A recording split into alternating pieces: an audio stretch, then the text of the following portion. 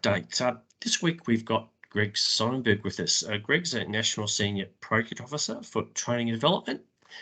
And I'd just like to say that I'm coming to you from the lands of the Wurundjeri people of the Kulin Nation and acknowledge any Aboriginal or Torres Strait Islander folks that are watching this video.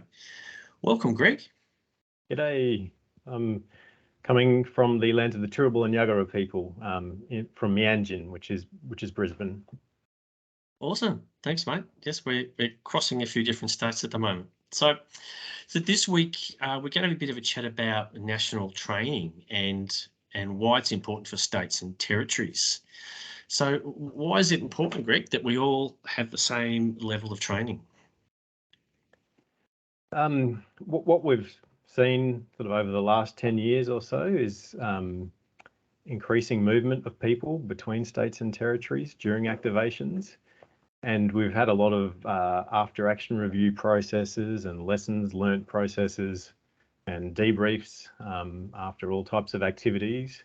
And each year we run a wellbeing survey now, which goes out to the entire workforce. And when we look at the feedback that comes through, one of the consistent themes for people is that they would have liked to have understood the role they were performing a little better. And they felt that they didn't necessarily have a consistent understanding with the people around them. So from the start of last year, 2021, we introduced a consistent minimum training pathway for all new emergency services people. And so we've got, we all have consistent understanding of the roles that we perform. And we believe that'll make a difference for communities and for our workforce while they're performing the roles. Yeah, that new framework is fantastic, and I'll make sure I have links to that in the Facebook post for folks that would like to have a look at it. And I'd really encourage folks in Victoria to have a look at that because it's really, really important. So, Greg, why is it important when we're in a relief centre and we're going in and we're serving community? Why is it important in there that we have the same level of skills? So we believe that the work we do is important, and a lot of time and energy and research and evidence consultation goes into developing the packages. So if you're standing in a relief centre working and you've invested the time to develop your understanding of the roles that Red Cross performs, then it's also important that you know that the person next to you has a same level of understanding of those functions, so that we can provide a quality service to community when it really matters. Absolutely, and as we think about the activations that we've had all around the country, we've had people flying into Queensland from I don't know how many different states, and being able to provide the same level of service into those impacted communities when arguably they're having one of their hardest days, and as we've discussed, it's got the COVID overlay. I mean, we're operating in a very, very difficult environment. So really understanding, and particularly I think of PFA and a range of other things, but really understanding your PFA training and everybody being on the same page with that is just so critical. And I also know that particularly with the PFA training and all the training that we do, it is based on world's best practice. So it's such important stuff. That's right. Yeah.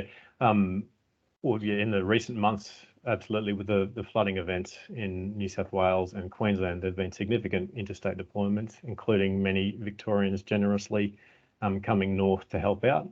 And you're absolutely right. We need to know that we all have a consistent understanding of the psychological first aid approach.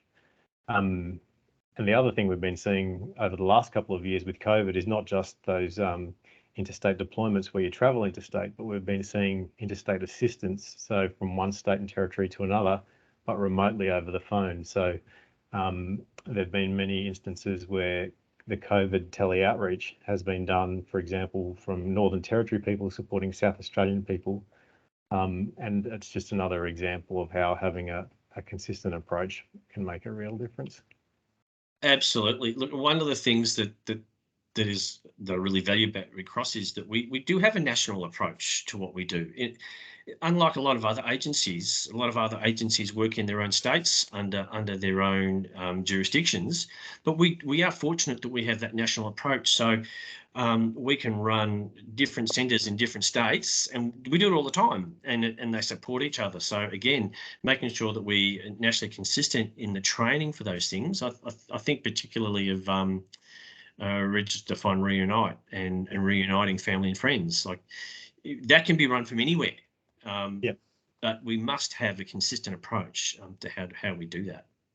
Yep, and that's another example where Victorians are often generously supporting other states and territories. But yeah, it's a great example of that national approach and something that is unique about Red Cross compared to many of the other agencies and partners that we work alongside in the field. Yep, absolutely. Well, thanks, Greg. That's been a great insight, and I'm sure we'll have you guys on again, and we'll have some more conversations about national training and what's happening. And again, I'll just make sure that I attach those the links to those documents, or I'll show you where to find them in the Facebook post. Thanks so much for the chat today, mate. Thanks very much.